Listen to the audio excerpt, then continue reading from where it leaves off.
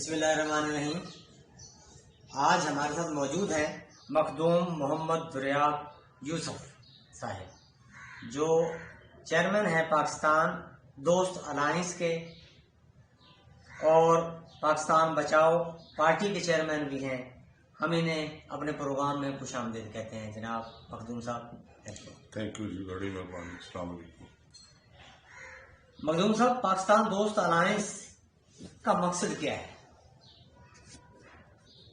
2018 کا جو الیکشن تھا نا جی، اس سے قبل ان لوگوں کی پلاننگ یہ تھی، پہلے تو اس سے پہلے یہ سسٹم تھا 2 پارٹی سسٹم اس ملک کے اندر، اور وہ مسلط کیا ہوا تھا کہ ہم نے جبراً اس ملک کے اندر 2 پارٹیاں رکھنی ہیں اور دونوں پارٹیوں نے باری لیتے جانا ہے اور نئی پارٹی کو آنے نہیں دینا۔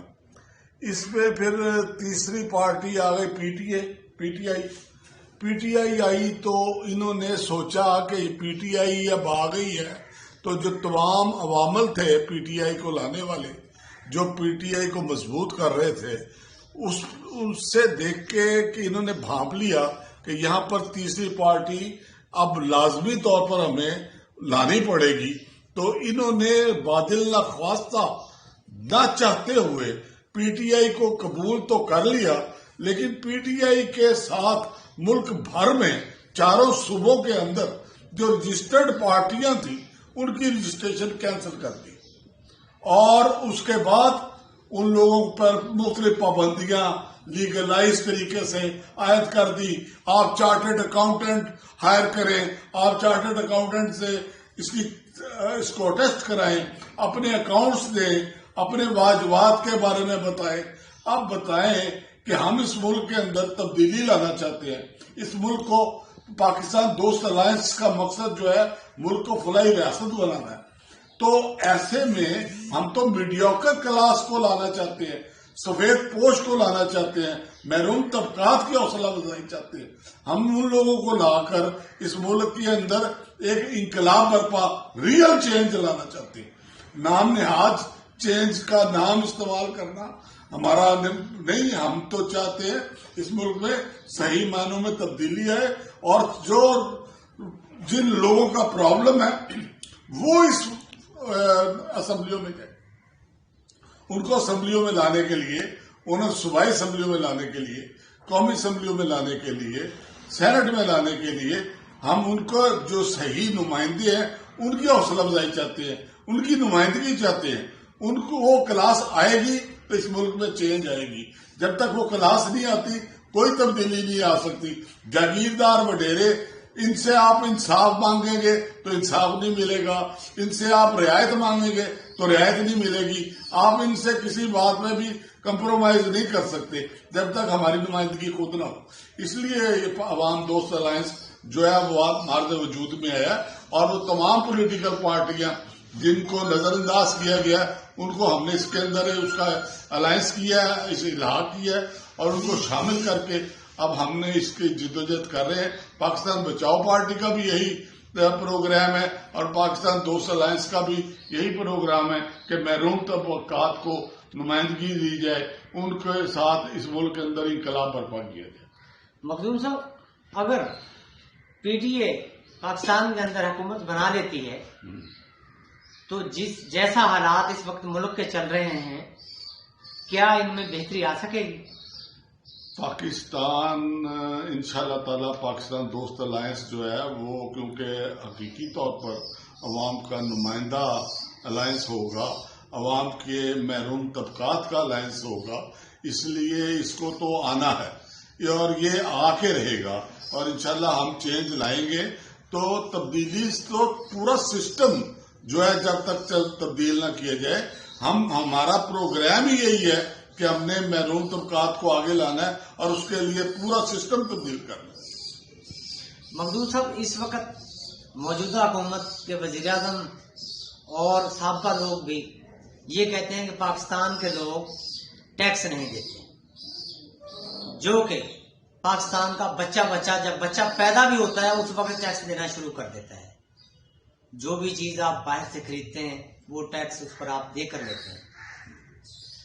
تو پی ٹی اے کی جب حکومت بنے گی، کیا پاکستان کے لوگوں کو اس ٹیکس سے چھٹکارا ملے گا کہ کوئی نیا ٹیکس بھی عائد ہوگا؟ نہیں جی، ہم تو ٹیکسز کے خلاف ہیں اور بنیادی تبدیلی چاہتے ہیں. ہم تو یہ سمجھتے ہیں، باقی رہا مسئلہ ٹیکسز کا، جو بنیادی ٹیکسز ہیں وہ تو ادا کرنے چاہیے.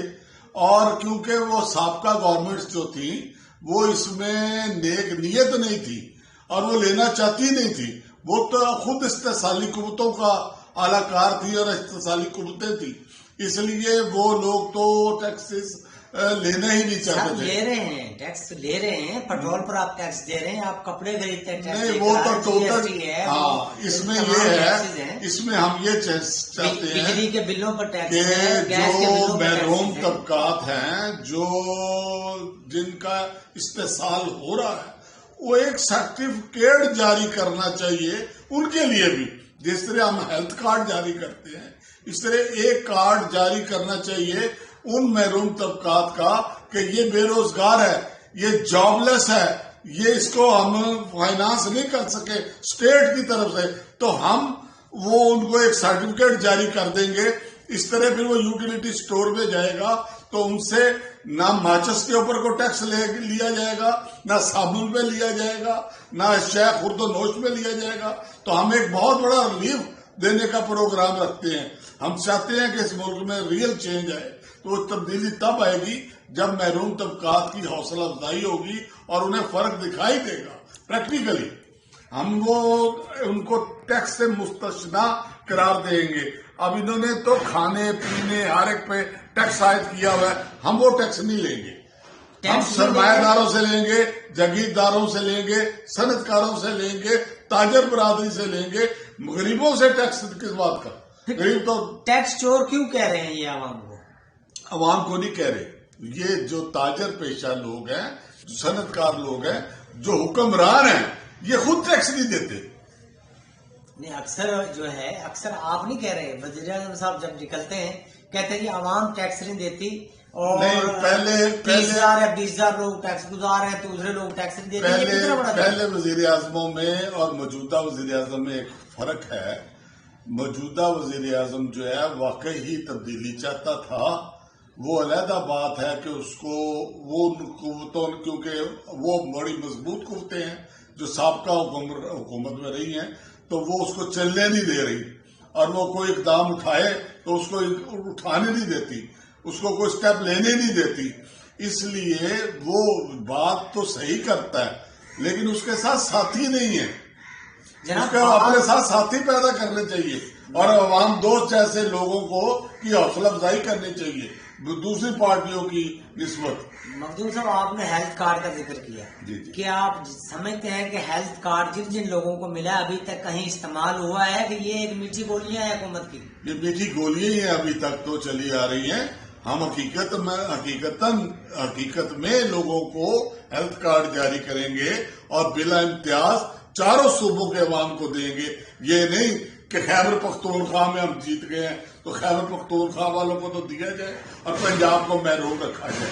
پنجاب کو بھی دیں گے، سندھ کو بھی دیں گے، تمام چاروں صوبوں کو بھی دیں گے، گلگت بلتستان والوں کو بھی دیں گے، کشمیر والوں کو بھی دیں گے، ہر ایک کو دیں گے. سر، اس وقت بات ہوگی اس ہیلتھ کارڈ کی جو انہوں نے دیا ہوا ہے پی ٹی آئی کی حکومت نے، جو کہ ہزاروں لوگوں کو یعنی 70,000 لوگوں کو بتا رہے ہیں ہیلتھ کارڈ جاری کر دیا، لیکن کہیں استعمال آپ نے سنا نہیں؟ ہم نے تو پریکٹیکلی تو نہیں دیکھا، پریکٹیکلی تو نہیں دیکھا نا. اس کا وجود کوئی نہیں ہے، یعنی ہوا میں ہے، سب ہوا میں ہے سارا کچھ. اس کا عملی طور پر کوئی مشاہدہ میں نہیں آیا کہ کوئی بندہ مستفید ہو رہا ہے، کوئی مزدور مستفید ہو رہا ہو، کوئی کسان مستفید ہو رہا ہو، کوئی طالب علم مستفید ہو رہا ہو، کوئی بے روزگار مستفید ہو رہا ہو.